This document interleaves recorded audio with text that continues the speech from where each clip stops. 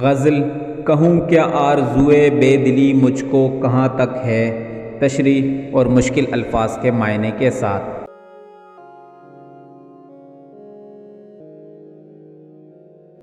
حصہ غزلیات۔ غزل کہوں کیا آرزوئے بے دلی مجھ کو کہاں تک ہے، اشعار 9، کتاب بانگ درا۔ کہوں کیا آرزوئے بے دلی مجھ کو کہاں تک ہے، میرے بازار کی رونق ہی سودائے زیاں تک ہے۔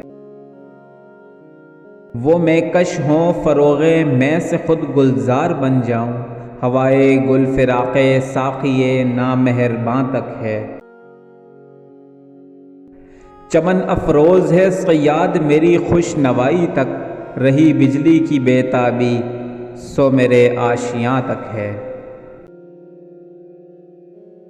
وہ مشت خاک ہوں فیض پریشانی سے صحرا ہوں، نہ پوچھو میری وسعت کی زمیں سے آسماں تک ہے۔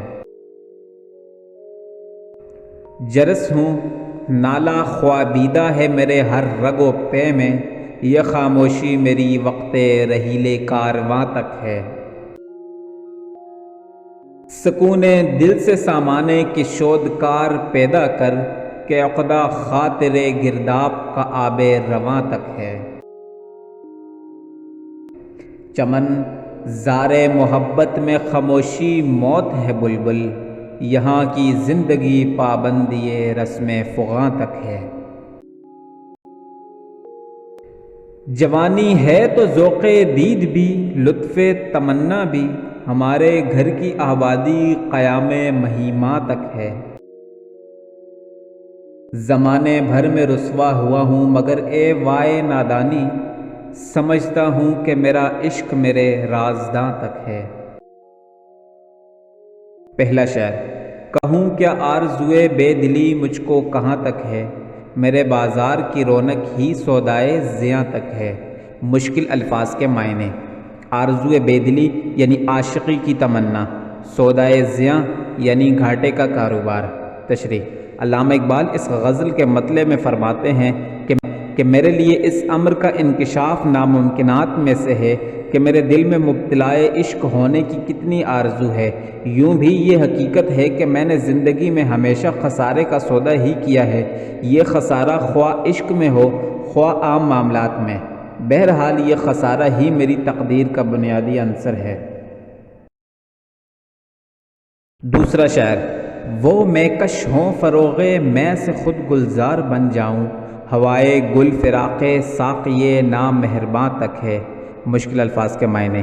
میں کش یعنی شراب پینے والا، فروغ یعنی چمک، گلزار یعنی گلاب کے پھولوں کا باغ، ہوائے گل یعنی پھولوں کی خواہش، ساقی یعنی شراب پلانے والا۔ تشریح۔ علامہ اقبال کا نہایت عمدہ شعر جس میں فرماتے ہیں کہ میں تو اس نوع کا شراب نوش ہوں کہ جس کا چہرہ نشے کی زیادتی کے سبب خود مانند گلاب سرخ ہو جاتا ہے۔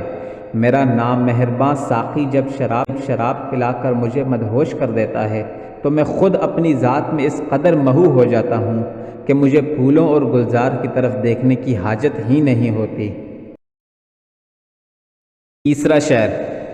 چمن افروز ہے صیاد میری خوش نوائی تک، رہی بجلی کی بے تابی سو میرے آشیاں تک ہے۔ مشکل الفاظ کے معنی۔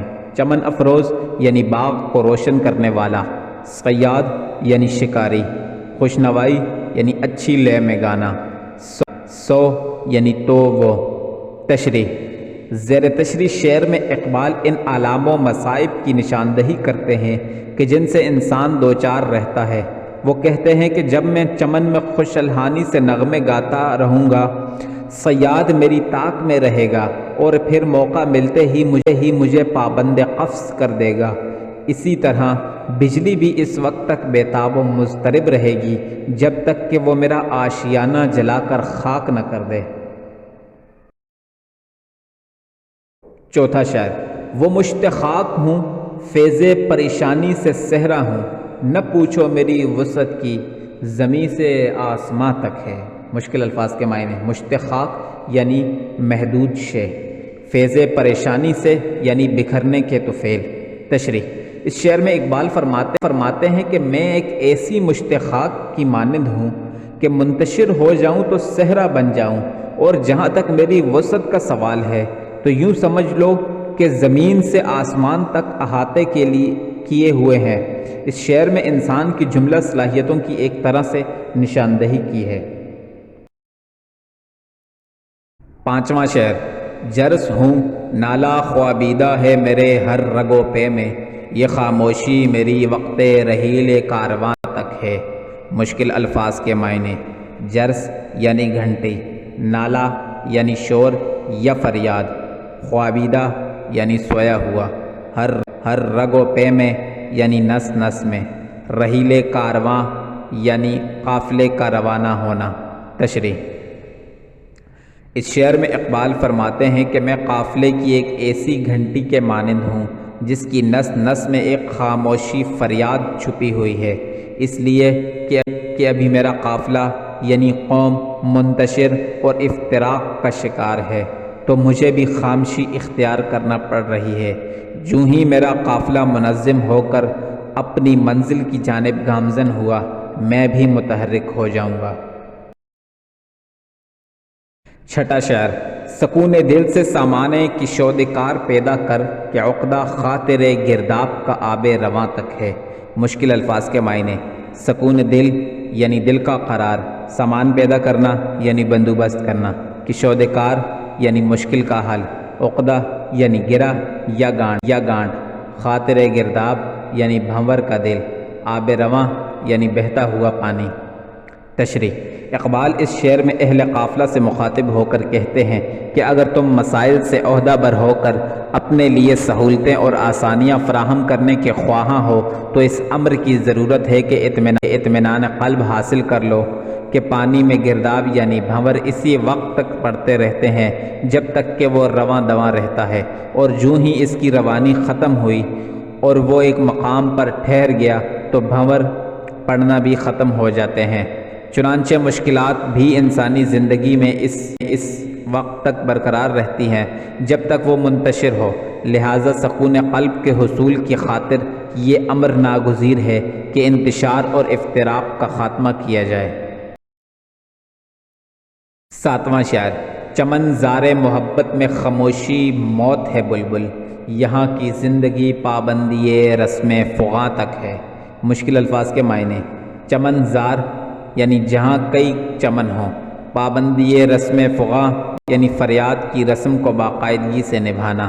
تشریح، اس غزل کا یہ شعر انتہائی خوبصورت ہے جس میں اقبال فرماتے ہیں کہ عشق و محبت میں خاموشی موت کے مترادف ہے، اس کو زندہ رکھنا ہے تو پھر نالہ و فریاد بھی ناگزیر ہے کہ یہی عشق و محبت کی بنیادی رسم ہے۔ آٹھواں شعر، جوانی ہے تو ذوق دید بھی لطف تمنا بھی، ہمارے گھر کی آبادی قیام مہمہ تک ہے۔ مشکل الفاظ کے معنی، ذوق دید یعنی دیدار محبوب کا شوق، لطف تمنا یعنی خواہش کا مزہ، قیام یعنی ٹھہرنا۔ تشریح، اس شعر میں علامہ اقبال فرماتے ہیں کہ انسان جب تک عالم شباب کا حامل ہوتا ہے تو محبوب کے دیکھنے کا لطف اور اس کے حصول کی تمنا بھی برقرار رہتی ہے، اور جب شباب ہی رخصت ہو جائے تو اس نوع کے جذبے فطری طور پر دم توڑ دیتے ہیں۔ نواں شعر، زمانے بھر میں رسوا ہوا ہوں مگر اے وائے نادانی، سمجھتا ہوں کہ میرا عشق میرے رازداں تک ہے۔ مشکل الفاظ کے معنی، وائے یعنی افسوس ہے، رازداں یعنی واقف حال۔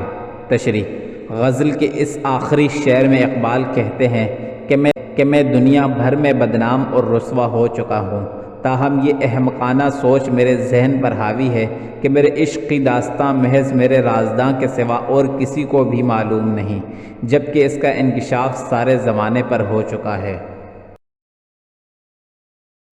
اگر آپ کو یہ ویڈیو اچھی لگی ہے تو براہ کرم چینل کو سبسکرائب کریں اور گھنٹی کا بٹن دبائیں تاکہ ہر نئی آنے والے ویڈیو کی اطلاعات مل سکے۔ شکریہ۔